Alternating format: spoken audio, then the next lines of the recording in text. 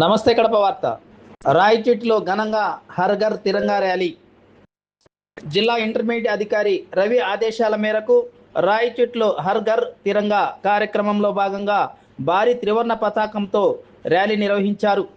Rayachoti junior కళాశాల association ఆధ్వర్యంలో నిర్వహించిన ఈ ర్యాలీలో విద్యార్థులు, స్వచ్ఛంద సంస్థలు ప్రతినిధులు, వివిధ రాజకీయ పార్టీ నాయకులు, ప్రజలు పెద్ద సంఖ్యలో పాల్గొన్నారు. స్థానిక శివాలయం నుంచి ప్రారంభమైన ర్యాలీ ఎస్ఎన్ కాలనీ, బంగ్లా, బస్టాండు, కంసల వీధి, నాలుగు రోడ్ల మీదుగా సాగి బంగ్లా వద్దకు చేరుకుంది.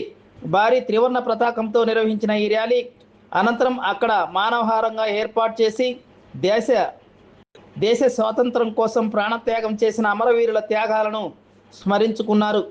ర్యాలీ సందర్భంగా ఎలాంటి అవాంఛనీయ సంఘటనలు చోటు చేసుకోకుండా అర్బన్ ట్రాఫిక్ సిఐలు వెంకట చలపతి, చాంద్ భాషా, ట్రాఫిక్ ఎస్ఐలు విష్ణువర్ధన్, జహీర్, చంద్రాయుడు, సుధాకర్ రెడ్డి తదితరులు తమ సిబ్బందితో గట్టి బందోబస్తు ఏర్పాటు చేశారు.